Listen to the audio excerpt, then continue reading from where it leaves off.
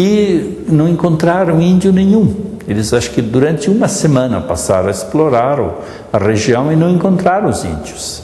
A gente nota assim que havia essa desconfiança que os índios sabiam da presença dos brancos, mas não entravam em contato direto. Depois de vários dias eles aparecem gritando em altas vozes, se aproximam e a expedição toda se arma, fica pronta para um ataque, né? Mas eles daí fazem sinais de amizade. Um deles quebrou uma flecha, que era sinal de, quando quebra a flecha, é o sinal de paz.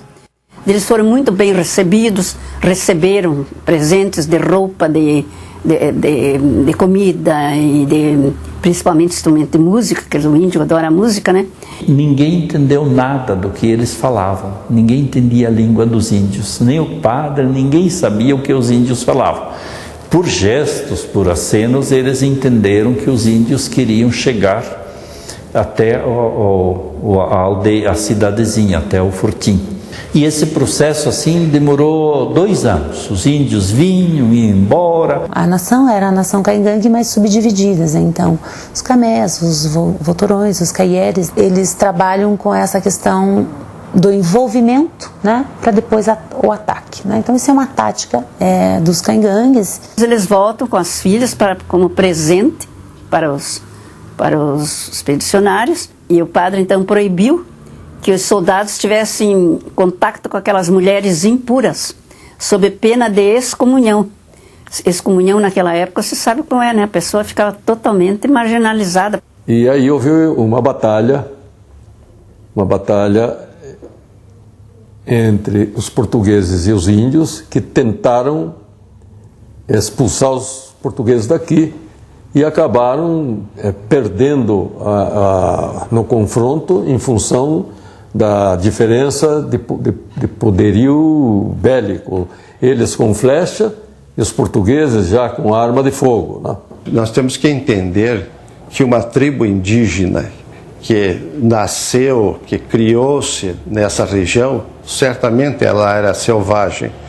E aquele estrangeiro, aquele estranho que ali aportasse, ele iria agir dessa forma em defesa do seu patrimônio, do seu local. E aqui é um momento importante para a gente pensar nesse conceito de civilização, né? Que eu acho que é uma coisa que é um momento realmente para reflexão. Então, civilização é progresso. A chegada do colonizador é o progresso, que se opõe à questão da natureza, né? E ligada ao próprio selvagem, como eles chamavam, né? O índio.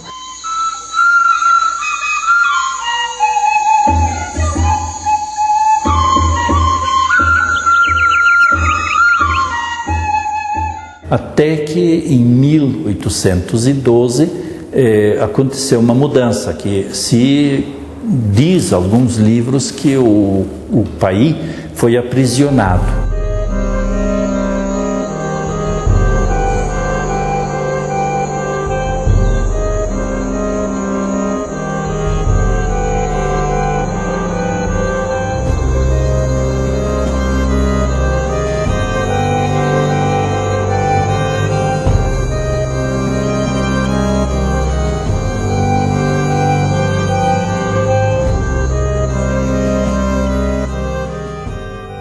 O índio Paí, ele era o cacique dos camés, né? Antônio José Paí. Ele foi batizado como Antônio José Paí. E o Padre Chagas tinha uma admiração muito grande pelo índio Paí, porque ele inclusive foi um dos que conseguiu trazer os camés para o Fortim Atalaia e fazer com que eles aceitassem a catequese. Ele providenciava um jeito de que cada índio tivesse modos de sobrevivência e repartia com os índios do pouco que ele mesmo tinha. O Padre Chagas tinha uma admiração muito grande pelo Antônio José Paí. E quando ele morreu, ele inclusive tem um documento que ele fala que o Paí era o melhor de todos os índios. Ele teve uma ligação afetiva até com a família do comandante, do Diogo Pinto, porque a sua esposa amamentou um dos filhos do Diogo Pinto, e eles se tornaram muito amigos.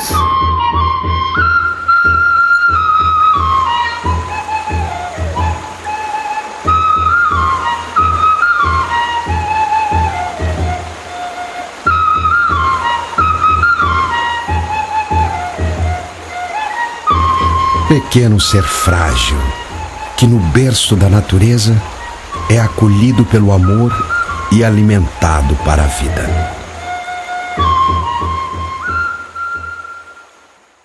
Esse menino, o Francisco, tornou-se um grande homem, e até o final da vida dele, ele cuidou dela, como se fosse a sua segunda mãe. Porque aqui nasceram alguns dos filhos do Diogo Pinto de Azevedo de Portugal. Então ele acreditava nesse trabalho que estava executando, porque ele veio com a família, não é? E seguindo já as determinações da Carta Régia, por ordem do Tenente-Coronel Diogo Pinto de Azevedo, Portugal, saiu daqui uma outra expedição que abriu o caminho para o sul, comandada pelo Atanagildo Pinto Martins, que cruzou e abriu esse caminho chamado Caminho das Missões, que posteriormente foi ampliado e serviu como uma rota de comércio para os tropeiros.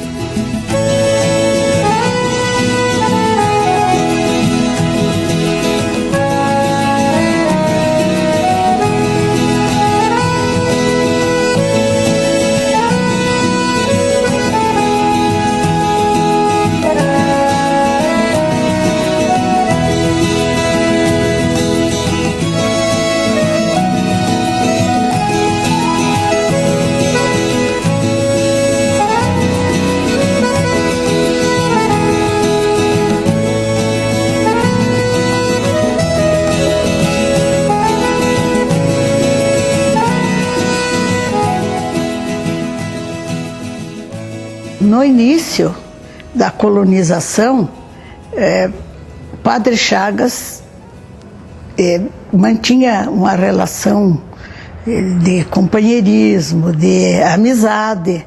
Inclusive tem cartas no livro que conta, né, que eles eram muito amigos e eram até compadres.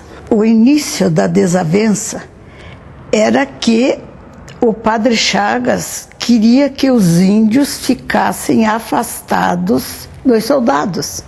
Ele queria que era índio lá, branco aqui, né?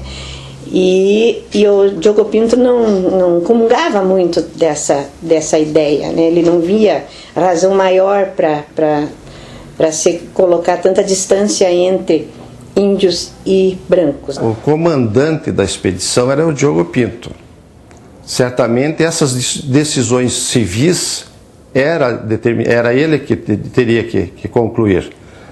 O princípio da distribuição das terras também foi determinado pela corte, e ele teve essa ideia de se instalar a cidade no Campos das Estacadas. Em 1818, que o Padre Chagas, com o Tenente Rocha Loures, fizeram a divisão dos campos e entregaram as primeiras propriedades rurais como doação da corte portuguesa a fazendeiros, quase todos da Palmeira.